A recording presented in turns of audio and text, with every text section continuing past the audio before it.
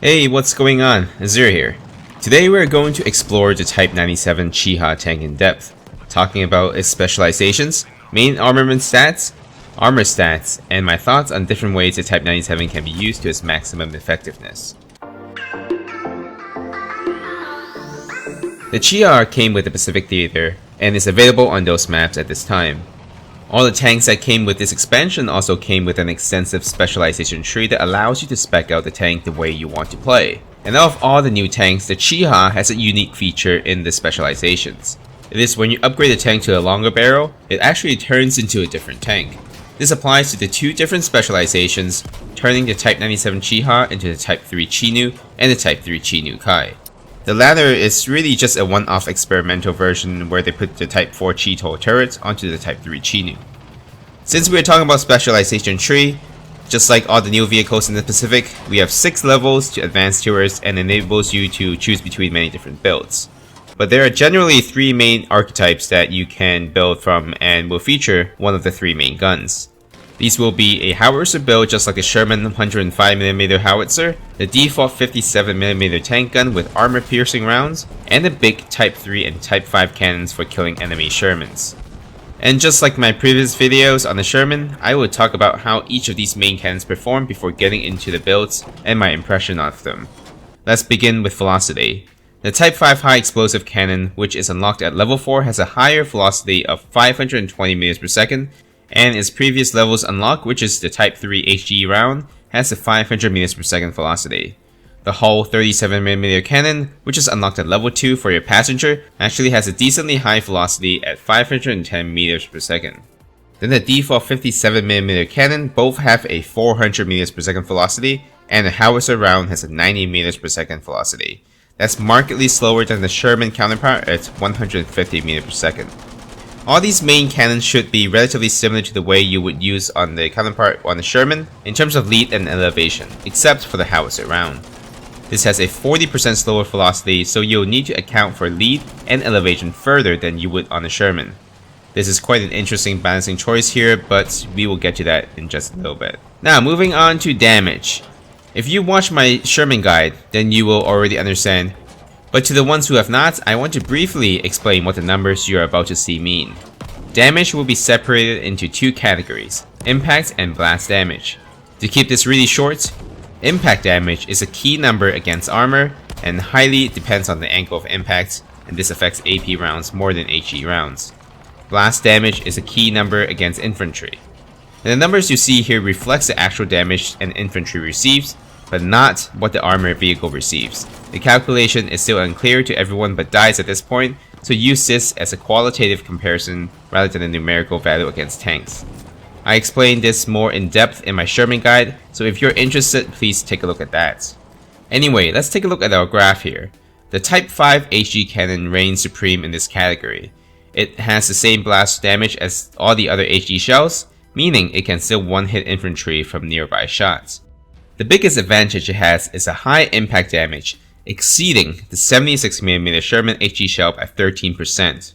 But it does fall short of the specialized Sherman heat round by a large margin. The Type 3 cannon also has a respectable damage which is 13% weaker than the 76mm Sherman HE. The default 57mm HE round has a slightly higher impact damage than the howitzer round, but are quite comparable to the ones on the Sherman tank with a roughly plus or minus 15% difference. The Hull 37mm HE round does have a blast damage of 80, meaning unless you score a direct hit on an infantry, you would not be able to one-hit kill them. And lastly, the 57mm AT round giving lower blast damage than its HE counterpart, but with a higher impact damage. But here's a tad bit unusual thing we see here. Usually for the other tanks, the AT rounds have a much higher impact damage to compensate for its moderately lower blast damage, making it an obvious choice to use against tanks, especially at weak spots at a great angle for maximum multiplier. But here, the 57mm AT round has a less of a gain in impact damage than the loss of the blast damage. That means it may not be as effective against low multiplier weak spots like the front armor or the turret against bigger tanks such as the Sherman because of its one-time multiplier. So here you can see that when I was using the AP round against the Sherman turrets, I was only dealing 12 damage per hit. But look here when I was using the HE round against the Sherman turrets. it is dealing 19 to 20 damage per hit. So just like the pre-buffed Valentine Archer, the AP round may not necessarily be the best against armored vehicles in all situations. Certainly, if you can get a 2.2 times multiplier of the rear of the Sherman, then by all means AP round you go. Now, let's talk about blast radius. So blast damage is a sphere of explosion that deals less and less damage the further out you go.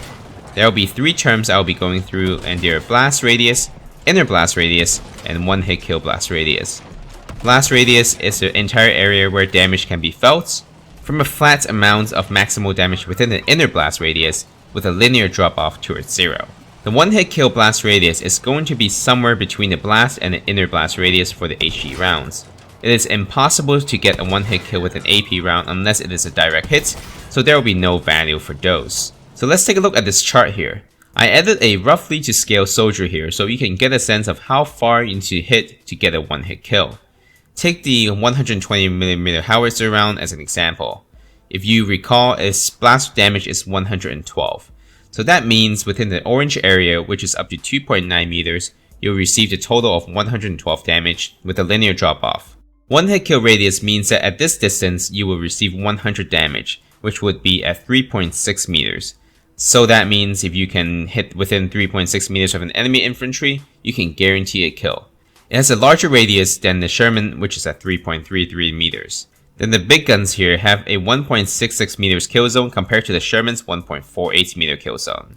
But the smaller 57mm gun only has a 1.25 meters kill zone, meaning you'll need to be more accurate with your shots if you decide to go with that. The whole 37mm HE round and the AT rounds are incapable of performing one hit kills, so you do not see the green line. Then let's take a look at the rate of fire. The default 57mm AT round has a highest at 24 rounds per minute, the HE round at 22 rounds per minute. Then the big Type 5 and the Type 3 guns have a rate of fire of 18 rounds per minute. In comparison, the Sherman's both 76 and 75mm guns have a rate of fire of 20 rounds per minute. Then the Hull cannon has a rate of fire of 12 rounds per minute for the passenger, and the howitzer round has a rate of fire of 11 rounds per minute. That is a tad bit slower than the Sherman 105mm, which is at 12 rounds per minute. Alright, that's it with the cannon set and some brief comparison to the Sherman tank. Now let's talk about the armor of the Type 97. Let's first explore the weak spots of the Type 97 and where to aim when you come across one. So this tank actually has the same exact armor value as that of the Sherman, obviously for balancing reasons. So what you see here is a simplified version of the graphs and numbers of the actual angle damage curves. The green here shows a maximum multiplier that can be applied to the impact damage of the projectile, meaning the higher the multiplier, the better the AP round performs. So let's say if you use an AP round on its back, it will be much more effective compared to the HE round than if you were to do the same to its front armor. Then the green brackets mean the maximum angle you should aim for in order to deal the maximum amount of damage for that part. If it is outside of that, you should aim at the turret that gives a one-time multiplier for this particular tank. Alright, moving on to defensive angle. It is once again the same as the Sherman's because of its identical armor values, so a 44-degree deviation from the midline is what you want to aim for. The way you estimate that in-game will be to look at this HUD at the bottom of your screen whenever you anticipate engaging an enemy tank or attacking an objective. You would want to be slightly angled so if the enemy tank fires at you, you can mitigate damage significantly. So at 44 degrees, if the enemy hits either your front or your side armor, they will deal with 0.5 times impact damage. The blast damage is unaffected, so this will affect AP rounds much more significantly. This will force your opponents, if they know what they're doing, to aim at your turret for maximum damage, which is still not a whole lot at 1 times multiplier.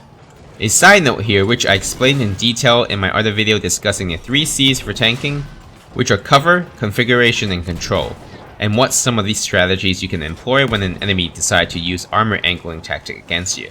Alright, so now we're done with all the numbers and stats of the tank. Let's talk a bit about my impression on a few different builds I have tried. There are basically 3 different major builds, and of course you can pick and choose a few other specializations like smoke and reinforced parts. The first will be to use the Hull 37mm upgrade with howitzer. Smoke discharger is nice because when you are using this build, which usually forces you to be much closer to the enemies, and it will allow you to create this gigantic smoke cloud for you to escape. You can further increase your defense by having reinforced turrets and engine. I did choose increased ammo capacity here, but that's totally up to you. And earlier I mentioned that the howitzer performs differently on the Type 97 than on the Sherman. The Type 97 120 cannon has a 40% lower velocity than the Sherman 105. That also has a slightly lower rate of fire at 11 versus 12 on the Sherman. But what makes up for it is the increased one-hit blast radius from 3.33 meters on the Sherman to 3.6 on the Chiha. You also get to keep your coaxial MG for killing infantry and spotting scope to mark all the enemies. The whole 37mm cannon is also a nice touch if you have a passenger. You can increase your damage output. Alternatively, you can switch between seats between shots. All in all, I think the howitzer build on the Type 97 is mildly superior to that of the Sherman in close range encounters. The disadvantage would be the markedly slower projectile velocity and the lack of a flamethrower, which can be useful at times.